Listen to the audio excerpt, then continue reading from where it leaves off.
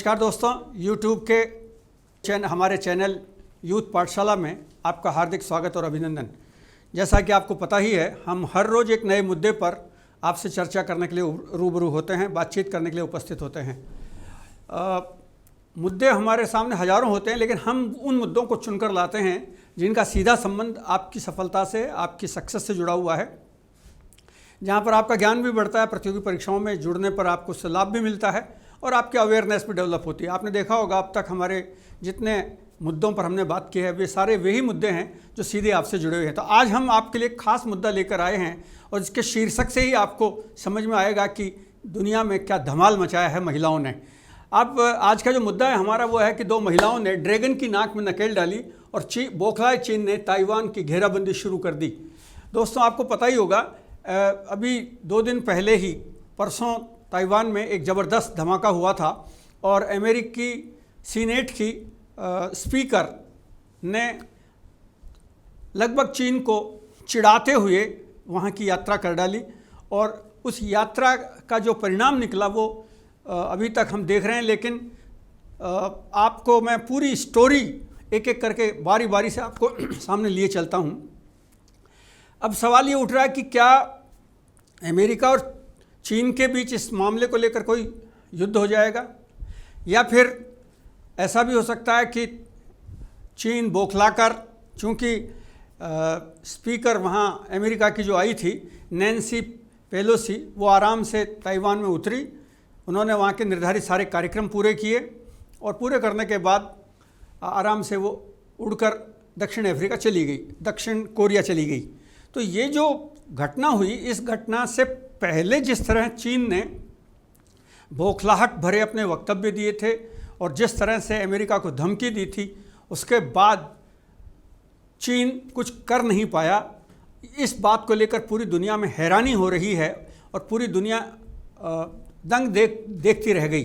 दरअसल में हम आपको विस्तार से ताइवान की राष्ट्रपति के विषय में भी बताएंगे, जो एक महिला हैं, और अमेरिका के स्पीकर, इन दोनों लेडीज़ की जो पर्सनैलिटी है और जिस तरह से इन्होंने अपने आप को ग्रो किया है, और इन दोनों महिलाओं ने जिस तरह से खुलेआम चीन को चेतावनी दी है, वो बहुत अद्भुत है। और विगत पिछले करीब 8-10 दशकों में अगर आप देखेंगे तो दुनिया की किसी महिला ने इस तरह इतनी बड़ी चुनौती चीन को नहीं दी थी जैसी चुनौती अब की बार दी गई है। तो हम एक एक करके इन मुद्दों पर बात करते चलेंगे। चीन ने तो यहाँ तक धमकी दे दी थी अमेरिका के राष्ट्रपति से बात करते हुए। चीन के राष्ट्रपति ने कहा था कि अगर आपकी स्पीकर यहाँ आएंगी और अगर उन्होंने यहाँ बात करने की कोशिश की तो नैन्सी का विमान हवा में उड़ा दिया जाएगा। उन्होंने कहा था कि जो आग से खेलते हैं वो जलकर भस्म हो जाते हैं। तो खुलेआम चेतावनी थी। उस सब को दरकिनार करते हुए स्पीकर वहाँ पहुँची और उन्होंने, नैन्सी पेलोसी ने ताइवान जाकर पूरी दुनिया को एक संदेश भी दिया है। हम उन सारे मुद्दों पर एक एक करके आपसे बातचीत करेंगे। आप देखें कि खुली चेतावनी और जंग की तैयारी का जो प्रभाव पड़ा है वो क्या हुआ है। आज गुरुवार है।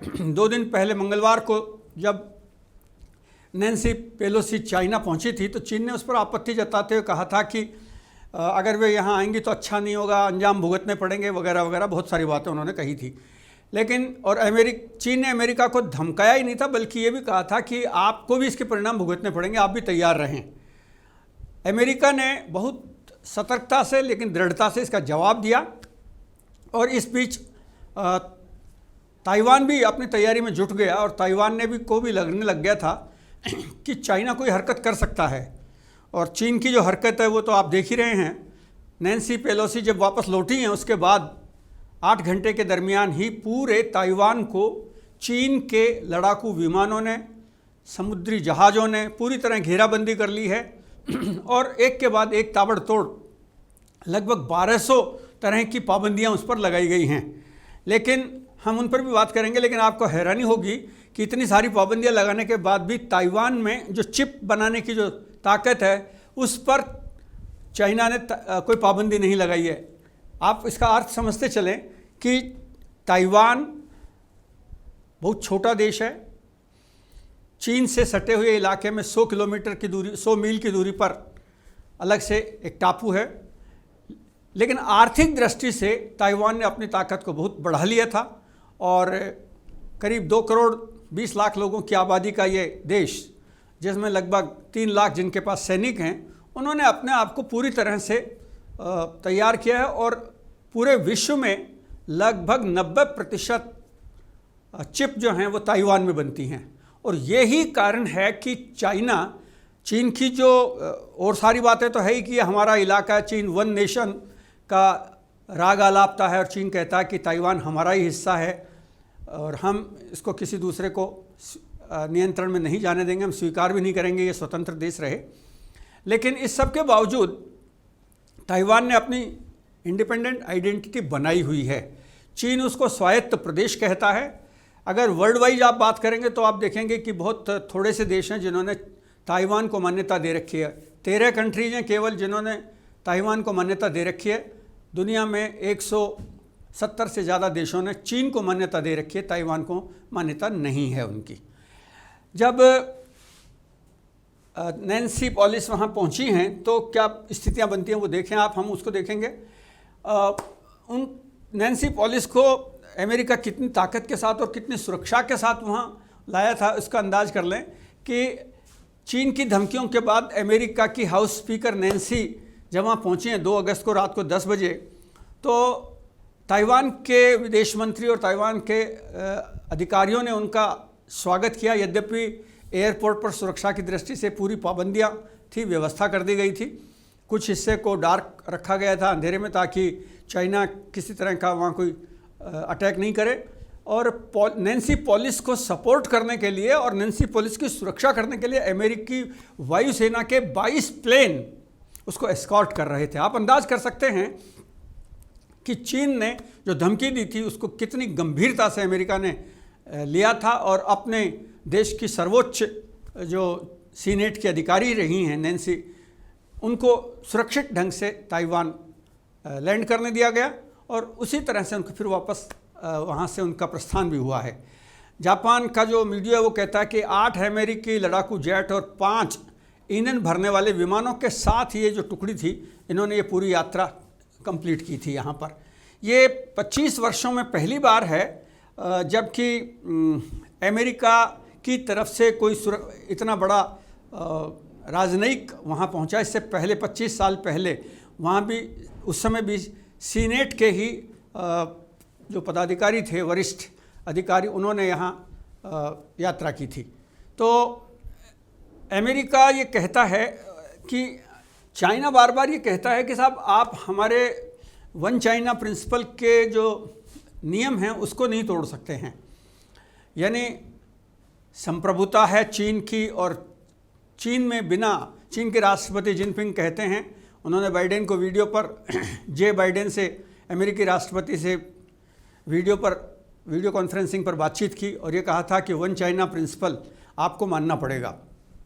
और अंतर्राष्ट्रीय स्तर पर हालांकि इस तरह की भाषा नहीं होती है, नहीं बोली जाती कूटनीतिक तौर पर, लेकिन चीन ने ये सारे बैरियर्स तोड़ दिए और उन्होंने सीधे सीधे अमेरिकी राष्ट्रपति से कहा था कि जो आग से खेलते हैं वो खुद जल जाते हैं। इस पर जे बाइडेन ने बहुत कूटनीतिक तरीके से जवाब दिया था और उन्होंने कहा था कि ताइवान पर वो अपनी नीति नहीं बदलेंगे, वहाँ शांति और स्थिरता के लिए लगातार काम करते रहेंगे और चीन को एक तरफा कोशिश नहीं करने दी जाएगी। तो उन्होंने कहा कि हम आपके वन चाइना पॉलिसी के अगेंस्ट नहीं हैं, लेकिन हम ताइवान में आपको किसी तरह का हस्तक्षेप नहीं करने देंगे।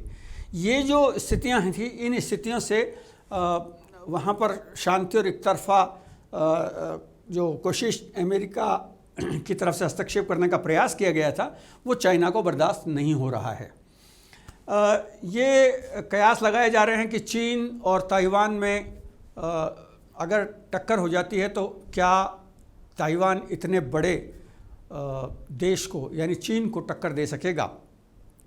जंग की हालत अगर आप बात करें तो मिलिट्री पावर की दृष्टि से चीन के सामने ताइवान कहीं ठहरता नहीं है। ताइवान के ताइचुंग का जो सैन्य अभ्यास का तरीका है, आर्मी की जो रोड है वहाँ पर, उसके आसपास हालांकि ताइवान ने भी अपनी तैयारियां शुरू कर दी हैं और चीन ने, जैसा मैंने आपको बता ही दिया, चीन ने अभ्यास के नाम पर लगभग पूरे ताइवान को घेर लिया है। तो ये जो अलर्ट मोड पर चीन और ताइवान दोनों अलर्ट मोड पर आ गए हैं, ठीक इसी के साथ साथ अमेरिका भी अलर्ट मोड पर है, यानी अगर आवश्यकता पड़ेगी तो ताइवान को सपोर्ट करेगा। दरअसल में ये सब हुआ किसके पीछे है, ये भी समझने की आवश्यकता है। इससे पहले मैं आपको बता दूं कि अमेरिकी speaker Nancy Pelosi Boeing C-40 plane से ताइवान पहुंची थी और ये बहुत सुरक्षित प्लेन माना जाता है।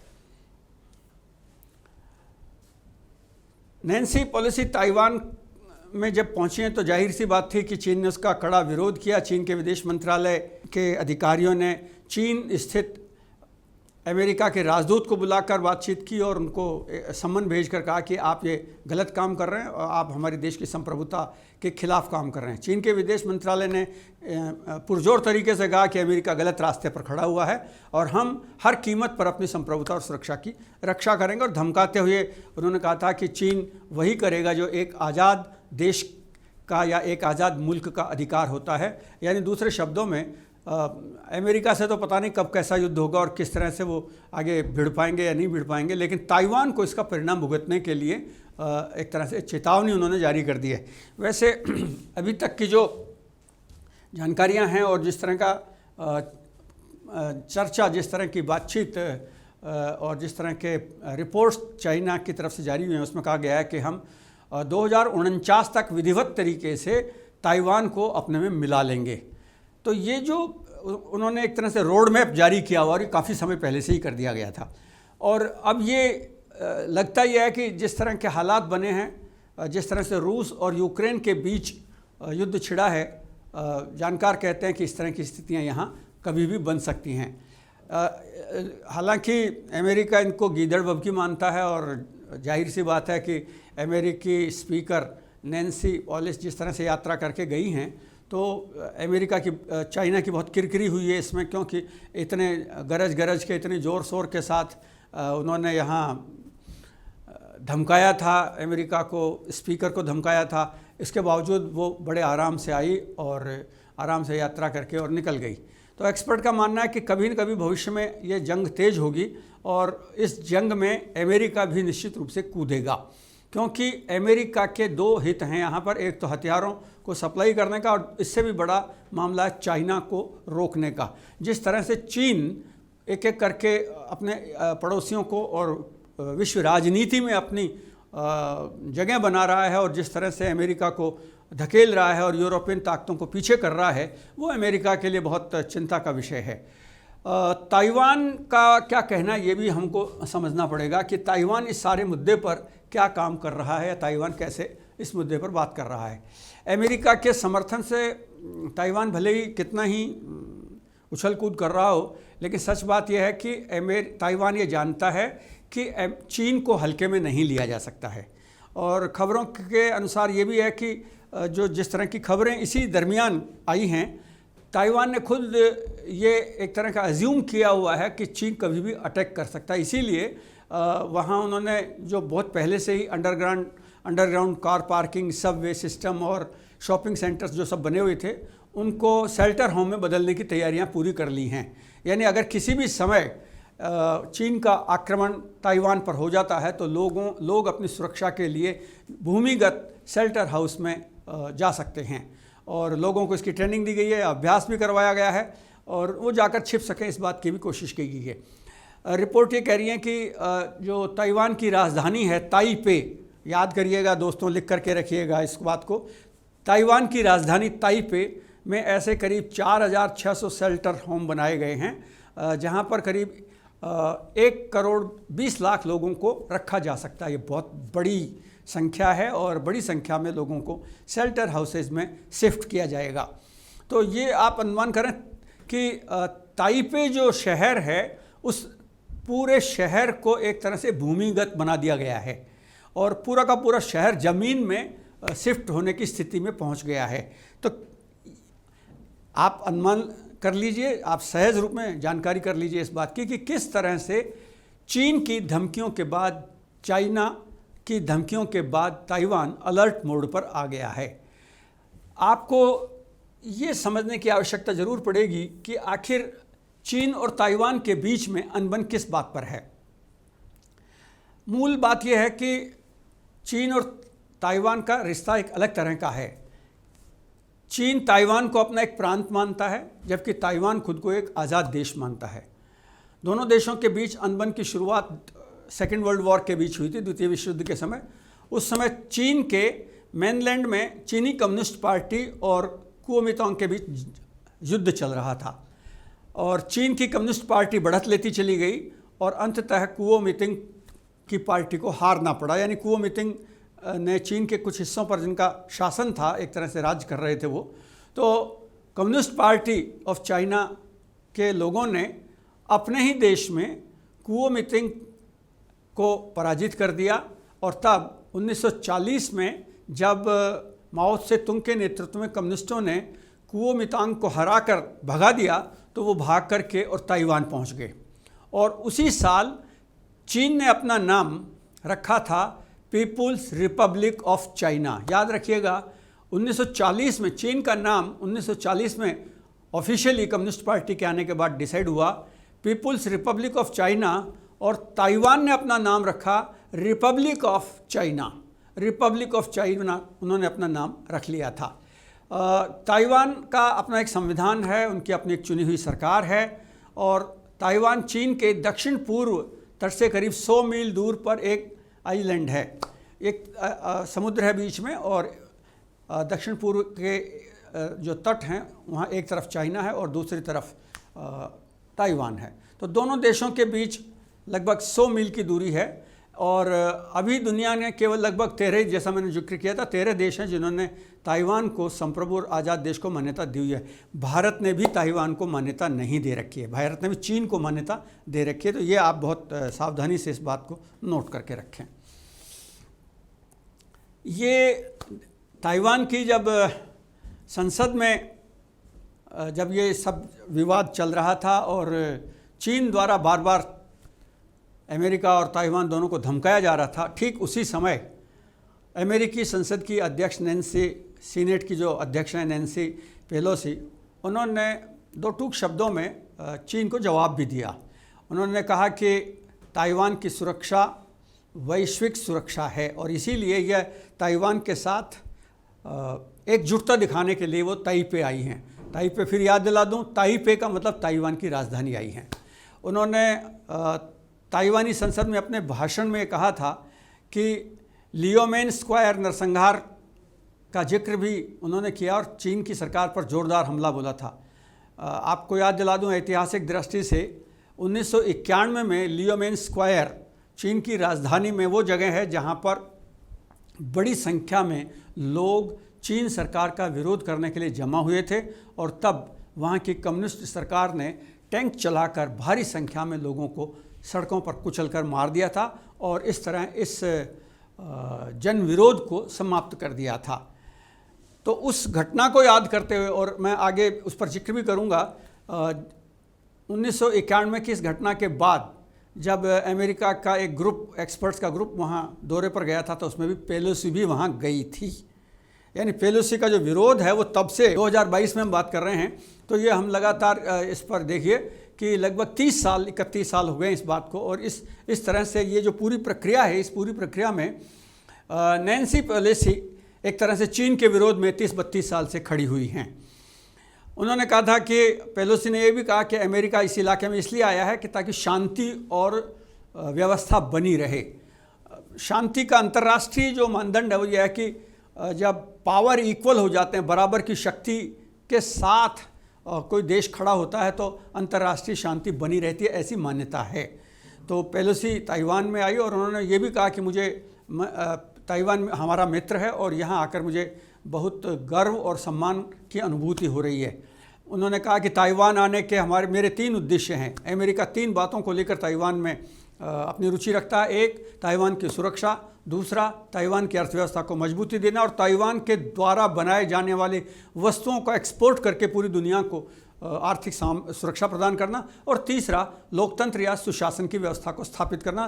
ताइवान में इलेक्शन होते हैं और ताइवान में स्वतंत्र चुनावों के बाद की पूरी प्रक्रिया है, इसलिए अमेरिका वहाँ समर्थन करता है। जबकि पूरी दुनिया को ये मालूम है कि चीन में लोकतंत्र के नाम पर केवल एक कम्युनिस्ट पार्टी का शासन है और वही कम्युनिस्ट पार्टी अपने ही तरीके से पूरे देश को संचालित करती है। उन्होंने कहा था कि दोनों देश के जो संसद हैं और जो यहाँ के सांसद हैं वो आएँ, एक दूसरे से मिलें और हम और नए संवाद स्थापित करें और नए लोगों के साथ बात करेंगे। जब अमेरिकी स्पीकर वहाँ मौजूद थी, ठीक उसी समय ताइवान को डराने के लिए चीन ने चौतरफा युद्धाभ्यास चालू कर दिया और चीन की सेना ने ताइवान को चारों ओर से शुरुआती दौर में 6 जगहों से घेरा था, जहाँ पर मिसाइल, गोला बारूद के साथ लाइव फायर ड्रिल किए गए, टारगेटेड मिलिट्री ऑपरेशन शुरू हुए। और इस पूरे प्रोसेस में पूर्वी थिएटर कमांड को सुबह जल्दी बुधवार को जॉइंट मिलिट्री ऑपरेशन के लिए अधिकार दे दिए गए। ताइवान के समुद्री इलाके में, ताइवान के एयर इलाके में और उसके थल सेना के इलाके में पूरी तौर पर से एक तरह से उसकी घेराबंदी कर ली गई है। और इस बीच चीन की सेना ने PLA ने, जो चीन की जो सेना है, उन्होंने ताइवान को न केवल घेरा है बल्कि घातक हथियारों के साथ लैस करके और अपने लड़ाकू विमान वहाँ तैनात कर दिए हैं। इस सारी आप ये देख ही रहे हैं, ये जिस तरह का सीन हमारे सामने है और जिस तरह की मिलिट्री ऑपरेशंस वहाँ संचालित किए जा रहे हैं। इस घटना ने लेकिन जो दूसरा वो प्रभाव हुआ है वो ये है कि नैन्सी के विमान पर अगर वो हमला कर देता तो क्या होता। नैन्सी के विमान पर अगर हमला हो जाता तो निश्चित रूप से अमेरिका की बहुत किरकिरी होती। इसलिए अमेरिका बहुत सावधानी के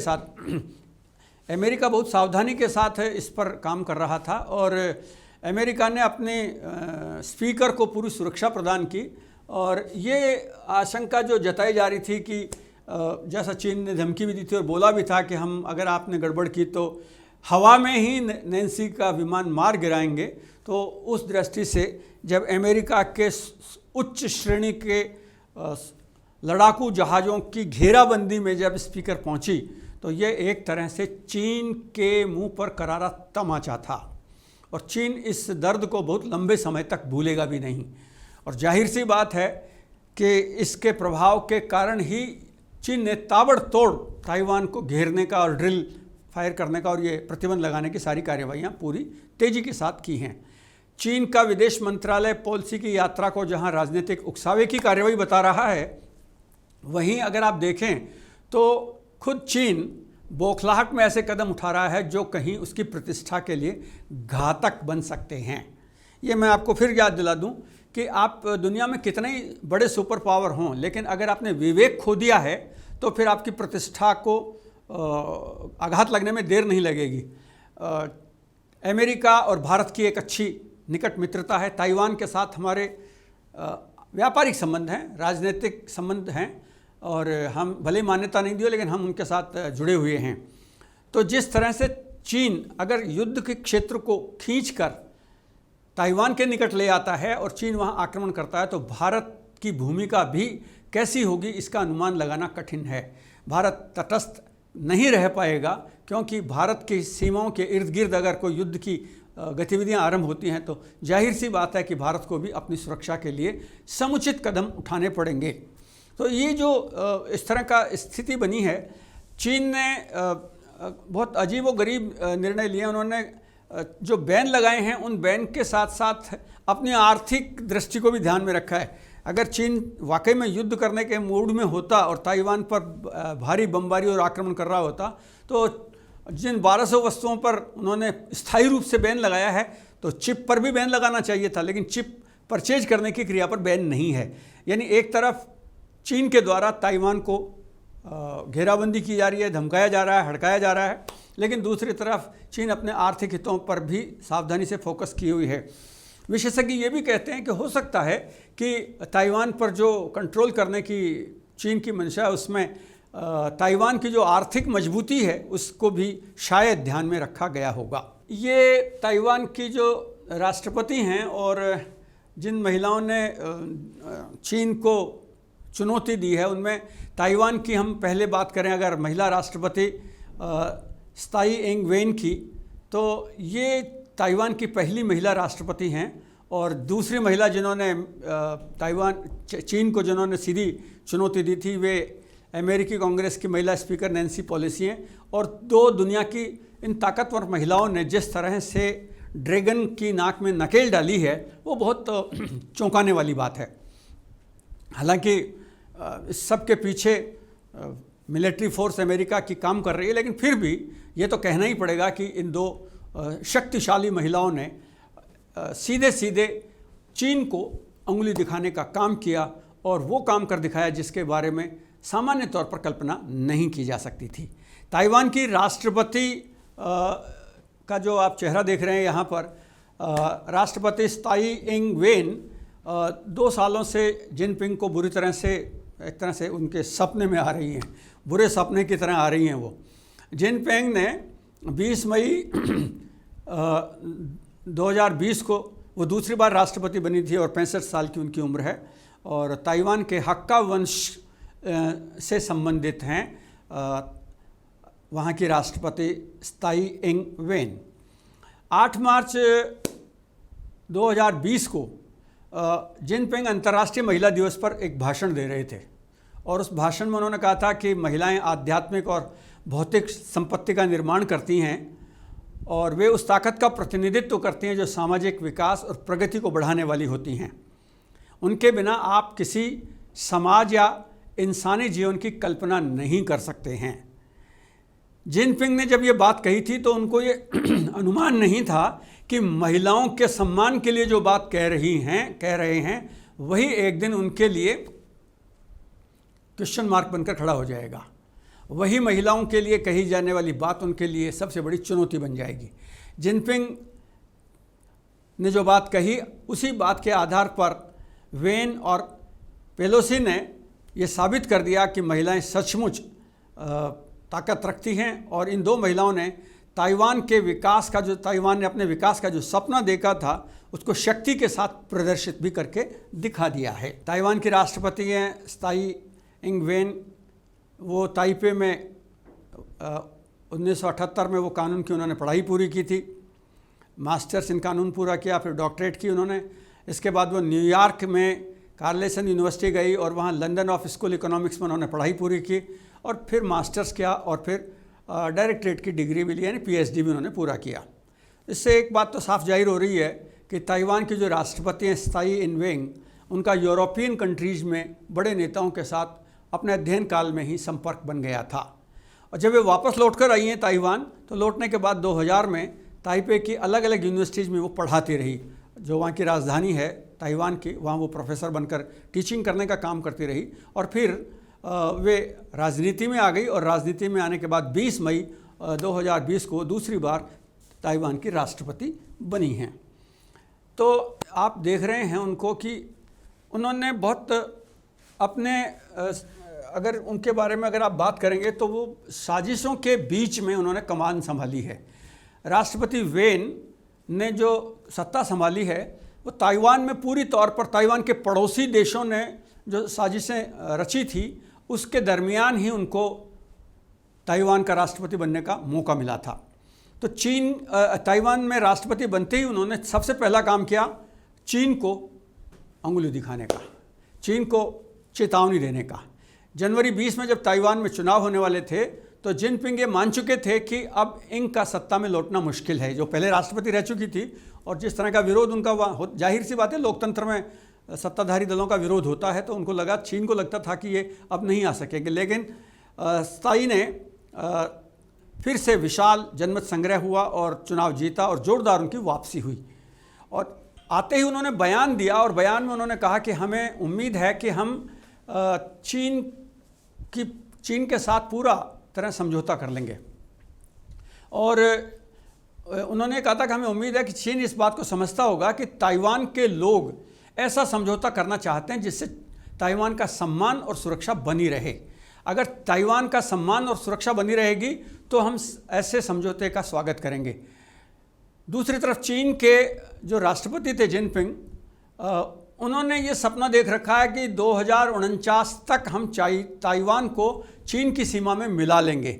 लेकिन जिस तरह से ताई इंग वेन को वो अलगाववादी नेता मानते हैं और जिस तरह से वो दूसरी बार राष्ट्रपति चुनी गई और जिस तरह से अमेरिका के द्वारा उनको समर्थन मिला है, चीन की राष्ट्रपति जिनपिंग की उम्मीदों पर एक तरह से कुठाराघात हो गया है और ये कड़ा प्रहार हुआ है। और एक महिला राष्ट्रपति ने जिस तरह से चुनौती दी है, ये बहुत ज़बरदस्त बात है। इसी क्रम में अगर आप देखेंगे, जो ताइवान की राष्ट्रपति हैं वो बहुत एक साधारण तबके से उठकर आई थी। ठीक उसी तरह से अमेरिका की जो स्पीकर हैं नैन्सी पॉलिस, वे भी एक हाउसवाइफ थी और वहीं से वो राजनीति में उन्होंने प्रवेश किया और 3 जनवरी 2021 को नैन्सी ने दोबारा अपना पद संभाला, यानी वे भी स्पीकर के पद पर पहुंची हैं। और नैन्सी ने 47 साल की उम्र में राजनीतिक कैरियर शुरू किया था और डेमोक्रेटिक मेयर थॉमस अल्सांद्रो जूनियर की बेटी हैं वे। और नैन्सी ने अपने पिता के प्रभाव का फ़ायदा उठाकर अपनी राजनीति को जमाया, चमकाया। नैन्सी ने पॉल पेलोसा के साथ शादी की थी और एक वो इन्वेस्टमेंटर बैंकर थे इनके पति। और 1969 में ये 5 बच्चों की माँ है। इन्होंने पहले अपने बच्चों को पाला पोसा, उनको तैयार किया, फिर ये सैन फ्रांसिस्को में रहने लगी और घर पर जब बच्चों को इन्होंने अच्छी तरह तैयार कर दिया, उसके बाद ये डेमोक्रेटिक पार्टी में इन्होंने अपना क्लब शुरू किया और वहीं से राजनीति में इन्होंने कदम रखे थे। 1976 में राष्ट्रपति उम्मीदवार जेरी ब्राउन के प्रचार के लिए ये आई और 1981 में ये कैलिफोर्निया में डेमोक्रेटिक पार्टी की मुखिया बनी। नैन्सी ने 47 साल की उम्र में अपना राजनीतिक कैरियर शुरू किया था और इन्होंने 100 से ज़्यादा हाउस पार्टीज और 4000 से ज़्यादा वॉलंटियर्स की भर्ती 7 सप्ताह में करके $1 मिलियन अपनी पार्टी के लिए जमा कर दिए थे। तो इस तरह से ये जो दोनों महिलाएं हैं, इनका राजनीतिक जीवन 2 चीज़ें हमें बताता है। एक तो सेल्फ मेड हैं दोनों महिलाएं और दोनों महिलाएं महत्वाकांक्षी हैं, राजनीति में सोच समझ कर कदम रखा है।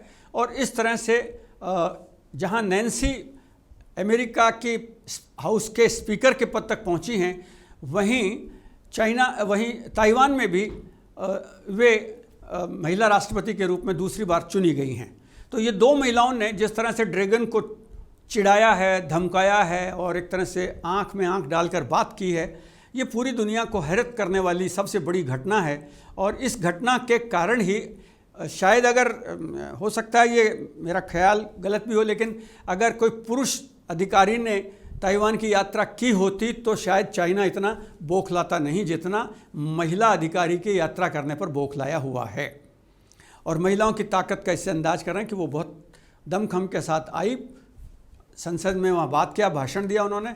जिस दिन नैन्सी ताइवान में थी और अपना भाषण दे रही थी, ठीक उस समय उन्होंने न्यूयॉर्क पोस्ट में भी अपना आलेख लिखा था और उस आलेख में उन्होंने साफ तौर पर यह कहा था कि हम ताइवान के लोगों के साथ खड़े हैं। और वो पूरा भाषण उनका उन्हीं के साथ बना हुआ था। तो वो पूरा भाषण और वो पूरा जो लेख है वो चीन को चिढ़ाने के लिए पर्याप्त था। अगर आप इनके रेफरेंसेस से भी बात करें और ये देखें तो ऐसा नहीं है कि नैन्सी ही पहली बार यहाँ आई हैं। वो इससे पहले 1991 में नैन्सी लियानमेनन स्क्वायर गई थी और 89 में हुए नरसंहार पर यहाँ पर कोई विदेशी राजनेता पहली बार यहाँ पहुँचा था, जिसमें नैन्सी उस ग्रुप में शामिल थी। नैन्सी ने मृतकों को चीन में जा कर के और वहाँ जो चीन सरकार के द्वारा जो नरसंहार किया गया था, उस नरसंहार पर प्रदर्शनकारियों को श्रद्धांजलि दी थी और एक बैनर लिए इस जगह पर खड़ी रह करके चीन खड़ी थी। तो चीन हमेशा ही नैन्सी को अनुचित दृष्टि से देखता है और वो कहता है कि ये महिला झूठ बोलती हैं और ये इन्होंने गलत ढंग से हमारी छवि को ख़राब किया है। 2002 में नैन्सी ने तत्कालीन जो उस समय के चीन के राष्ट्रपति थे हू जिनताओ, उनको चिट्ठियाँ 4-5 बार चिट्ठियाँ लिखी और उसमें कहा था कि हिरासत में चीन में जिन लोगों को रखा गया है उनको आप छोड़िए तत्काल प्रभाव से, और तिब्बत में जो चीनी हुकूमत हो रही का जो हुकूमत के खिलाफ जो प्रदर्शन हो रहे हैं उन पर भी कार्रवाई मत कीजिए। अगर आप इन सब से अलग हटकर 93 में की बात करेंगे तो चीन ने पहली बार जब ओलंपिक खेलों की मेज़बानी का प्रयास किया था तो नैन्सी ने इसका भी विरोध किया था। उनका कहना था कि चीन इस तरह के मानवाधिकारों का उल्लंघन करता है, इसलिए उसको ये हक नहीं मिलना चाहिए। नैन्सी ने 2008 में तत्कालीन अमेरिकी राष्ट्रपति जॉर्ज बुश से चीन में हुए ओलंपिक खेलों के उद्घाटन समारोह का बायकॉट करने के लिए भी कहा था। नैन्सी ही वो महिला हैं जिन्होंने पूर्व राष्ट्रपति डोनाल्ड ट्रंप की सल्तनत को भी चैलेंज किया था।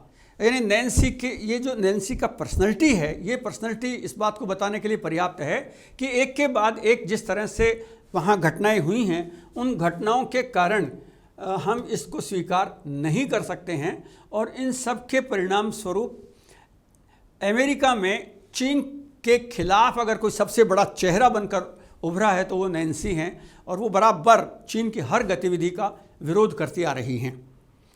लेकिन इसी दरमियान जब वो कल वापस सकुशल ताइवान से लौट गई हैं और वहाँ उन्होंने अपना दक्षिण कोरिया में अपनी यात्रा आगे बढ़ा दी है, यहाँ से उसी तरह से सेना के जहाज़ उनको कवर करते हुए आगे लेकर निकल गए थे, तो चीन ने बौखलाहट में जिस तरह से ताइवान की घेराबंदी की है उसके रेफरेंस में भारत की भूमिका पर भी थोड़ी सी चर्चा करना ज़रूरी है। कांग्रेस के सांसद मनीष तिवारी ने एक बीजेपी सरकार को एक सलाह दी और उन्होंने सलाह देकर कहा कि भारत के संसद के लोकसभा के स्पीकर ओम बिरला जी को के नेतृत्व में एक ग्रुप जाना चाहिए वहाँ भी, और वो ग्रुप जो है वो वहाँ जा कर के और कोशिश करे और जिस तरह से अमेरिकी स्पीकर वहाँ गई हैं उसी तरह से हमें भी ताइवान का समर्थन करना चाहिए। ये जब स्टेटमेंट मनीष तिवारी ने दिया तो जाहिर सी बात थी कि चीन में बौखलाहट ज़बरदस्त हुई। चीन को लगा कि मेरे पड़ोसी देश में भी मेरे खिलाफ आवाज़ उठने लगी हैं। चीन के दूतावास ने तत्काल भारत के को एक संदेश भेजा और कहा कि भारत को ये ध्यान रखना चाहिए कि हम वन चाइना पॉलिसी की बात कर रहे हैं और जो बात हम अमेरिका को समझाते आ रहे हैं और कहते आ रहे हैं वही बात आपसे कह रहे हैं, और अगर आपने इस कदम का विरोध किया और अगर किसी भी तरह का कोई हरकत की तो इसके परिणाम रिक्त स्थान छोड़ दिया। लेकिन आप समझ सकते हैं कि एक तरह से जो अमेरिका से को चेतावनी दी गई लगभग वैसी ही चेतावनी भारत के लिए भी है, लेकिन भारत ने इस पर कोई कदम नहीं उठाया और भारत बहुत सावधानीपूर्वक अपने काम को कर रहा है। और भारत चीन के साथ ऐसे कोई टकराहट करना भी नहीं चाहता, क्योंकि हमने एक एपिसोड में पहले भी बात किया है कि भारत चीन की जो लंबी सीमा मिलती है उसके कारण हम ऐसी स्थितियों में उलझकर एक पड़ोसी देश होने के नाते एक दूसरे के प्रति कोई दुर्भावना का काम नहीं कर सकते हैं। ताइवान को हमने मान्यता नहीं दी, हमने मान्यता दी चीन को। 1949 में हमने चीन को विधिवत मान्यता देती थी, और जो राजनीति विज्ञान के और इतिहास के विद्यार्थी हैं उनको पता होगा कि तत्काल प्रभाव से चीन को हटा करके वहाँ से और चीन के स्थान पर ताइवान को हटा करके और चीन को, साम्यवादी चीन को वहाँ संयुक्त राष्ट्र संघ का सदस्य बनाया गया था, 5 स्थायी सदस्य।